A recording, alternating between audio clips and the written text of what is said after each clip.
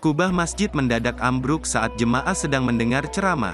Korban ambruknya kubah Masjid Ittifaqul Jamaah di Jalan Barukang, Kecamatan Ujung Tanah, Makassar saat hendak salat tarawih bertambah menjadi 14 orang, Minggu, tanggal 26 Maret tahun 2023, malam.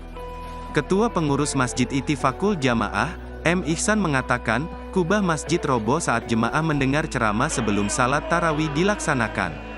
Akibat kejadian tersebut, 14 orang terluka dan dilarikan ke RS Akademis, RS Angkatan Laut Jala Amari, dan puskesmas terdekat. Sementara Wakil Kepala Polsekta Ujung Tanah, AKP Ismail menambahkan pihaknya masih melakukan penyelidikan terkait robohnya kubah Masjid Ittifaqul Jamaah. Untuk sementara, pihaknya sudah meminta kepada pengurus masjid untuk menutup sementara demi kepentingan penyelidikan.